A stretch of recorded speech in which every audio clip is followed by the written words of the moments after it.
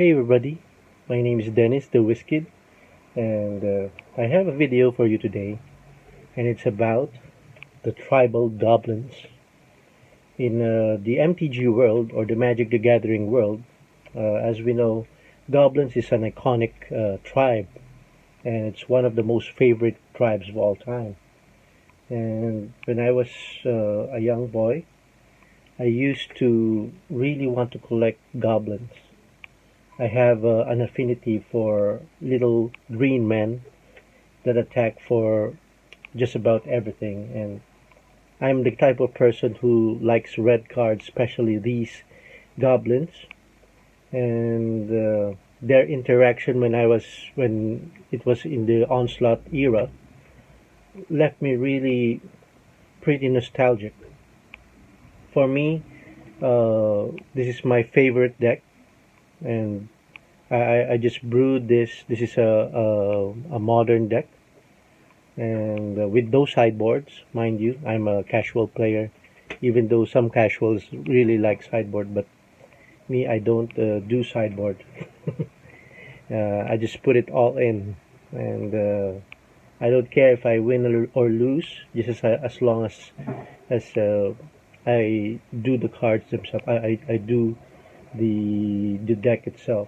So, without further ado, I'll just explain to you what are my choices. First one, I have like 2, 4, 6, 8, 10, 12, 14, 16 lands. So most of you would ask, why 16 lands?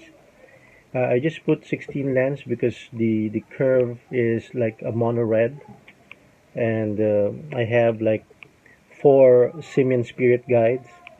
I used to play Legacy Goblins with vials and everything, but I just want to try this build with 16 lands and 4 Simian Spirit Guides. And the next one I have is the Goblin Guide. Sorry for the glare.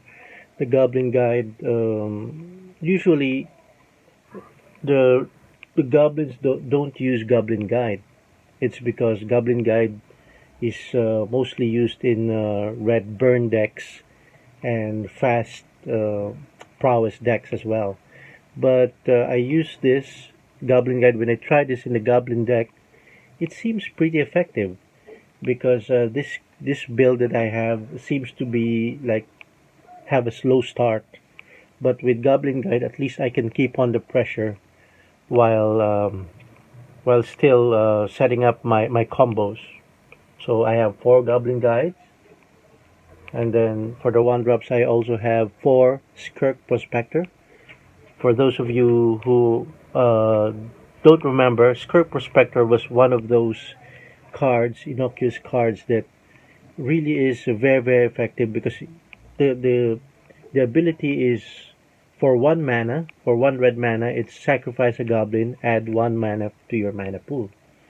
So you can do all sorts of shenanigans for this Skirk Prospector, and it's really, really effective for me for comboing off.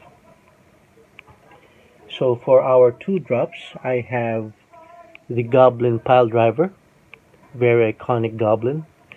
When it was first reprinted, everybody went nuts because they're thinking that Goblin will be a tribe again. Well, as of now, it's really low. Actually, the price is not that high, but still, it's very iconic. The ability, as you can see here, is for 2 mana, you will get a 1/2 creature, and it has protection from blue. It has, whenever Goblin Piledriver attacks, it gets +2/+0 until end of turn for each other attacking goblin. So this is very, very explosive. Whenever you have it conjunction with a Goblin Warchief, then you can cast it for 1 mana, and if you have 2, you can suddenly attack for like 20 damage or more. So this is a stable 4 for me. Another 2-drop is the Magua Marshal. Well, Magua Marshal is a very funny card. It's a 2 casting cost Echo, which has 2 Echo as well. Echo is at the beginning of your upkeep. If this came under your control since the beginning of your last upkeep, sacrifice it until you pay its echo cost, which we don't normally do. So we just put the goblin, put the token, and then after the next turn, we just sacrifice it and do another token. So it's like a 3 token thing. It's like a 3 creature thing, which is also in combo with the Skirk Prospector. So first turn, Skirk Prospector. Next turn, Magua Marshal. You can sack it for a Goblin Warchief, and then attack for 3. Then after that, you can just dump out everything like Goblin Piledrivers or the matrons or the ringleaders.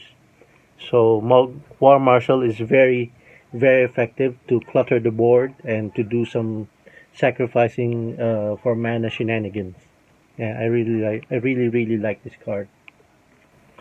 And then another 2-drop is the Warren Instigator. So this is the uh, what do you call this?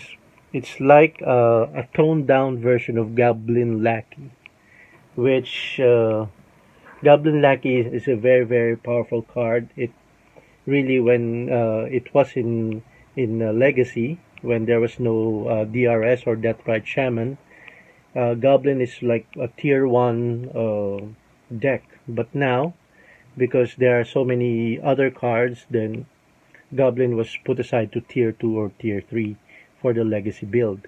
So we have War Instigator. Actually, this one, a lot of people, when this came out in the early Zendikar era, this was very like expensive, because when they see the ability, it's a 2 red, 1/1 Goblin. It has double strike. As you can see here, double strike. And whenever War Instigator deals damage to an opponent, you may put a Goblin creature card from your hand onto the battlefield. So what double strike, it means like you strike the opponent. For example, if you take the damage first, so 1 damage, that's the first strike damage, and then you can put a Goblin. And then the other damage, because it's double strike, so it means you can put 2 goblins. So if this goes, if this is left unchecked, then it's very crazy. You can put any crazy goblin like Siege Gang Commander or Crankle Mobboss or anything. So this is very important to the build.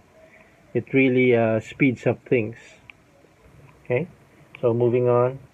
For our 3 drops, we have 4 Goblin Warchief. So for those of you who were not on this era, or were not on the Onslaught era, Goblin Warchief was very a powerful card, because first of all, it reduces the cost of goblins to 1 less to cast, and also goblin creatures you control have haste, which most of the goblins, it's a very unique ability, because some of the goblins like Crankle Mobboss, or some of the goblins that need to attack like Goblin Piledriver, can deal so much damage, and it can go crazy actually. So Goblin Warchief, I have 4. It's 3 to cast, 2/2. Goblin spells you cast cost 1 less to cast, and goblin creatures you control have haste. Okay, and then another 3-drop is the Goblin Matron.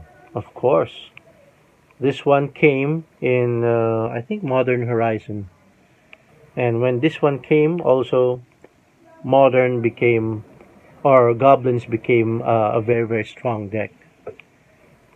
Okay, it's actually 3 mana for 1/1. It's very, it looks like weak, but when you see the ability, it's very strong. It says, when Goblin Matron enters the battlefield, you may search your library for a Goblin card, reveal that card, and put it into your hand. If you do, shuffle your library. So it's like a tutor. Okay, so we have 4 of these. And then another 3-drop is the Goblin Chieftain. I only put 1 because, yeah, it's like a toolbox for the goblins. I just get 1 for example, if you have like some kind of -1/-1 for the goblins, because usually goblins are like 1/1, 2/2. So the ability for +1/+1, I just put it so that it's like a toolbox for any other strategy that wants to annihilate these little creatures. So I have one of that.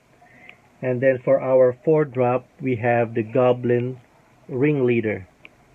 Okay, Goblin Ringleader, as for those of you who doesn't know, the ability of this is bonkers. For the Legacy deck, this is a 4-off always.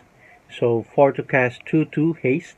When Goblin Ringleader enters the battlefield, reveal the top 4 cards of your library. Put all Goblin cards revealed this way into your hand, and the rest on the bottom of your library in any order.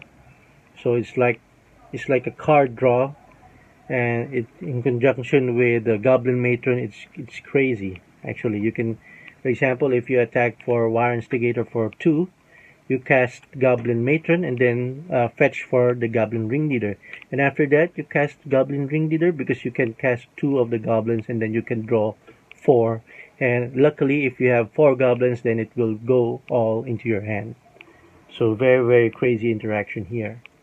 Okay, so these are our card advantage, card draw, whatever you may call it. So that's for our 4-drop. Another 4-drop is I have one Cranko mobboss. So this is one of the craziest. It has the ability of, it's actually a legendary creature, a Goblin Warrior. For casting cost, if you tap it, put X plus 1/1 Red Goblin creature tokens into the battlefield, where X is the number of goblins you control. So actually it is comboed off with Skirk Prospector as well, because Skirk Prospector produces mana for goblins if you sacrifice it.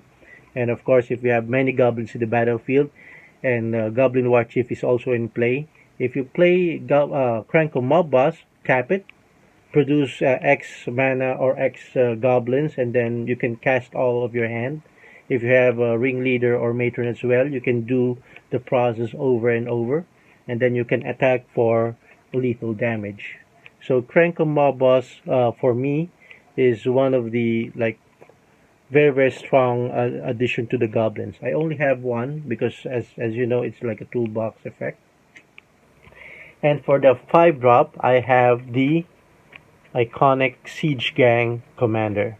So the Siege Gang Commander, 5 to cast. When Siege Gang Commander enters the battlefield, create 3 1/1 Red Goblin creature tokens.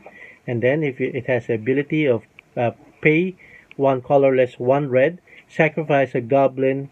Siege Gang Commander deals 2 damage to any target. So this is because I don't have any sharpshooters. Sharpshooter is still not reprinted in Modern. I don't know why. And this is my killer, actually. So there you have it. And of course, I have 4 lightning bolts. This is a staple for any red deck. You can kill, or you can go to the face and deal lethal damage for the player or for the creature as well. I didn't put one of the things that I didn't put here is the Goblin Grenade, because I think as of this playstyle it's not needed, but maybe later on, if I want to try it and see if it's more effective as what I thought, but as of now I didn't put it. And also I didn't put either Vial. Vial is a standard in the Legacy Goblins, but I just want to try the Simian Spirit Guide Skirk Prospector, because usually if you have the Aether Vial, usually they will reduce the count of Skirk Prospector, or maybe they will not put any Simian Spirit Guides. But for me, I just want to try this build.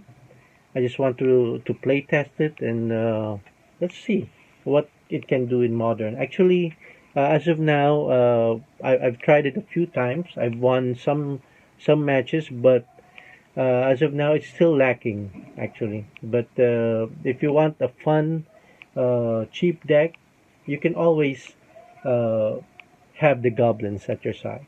So that's for it for today. Thank you very much for watching, and see you next time.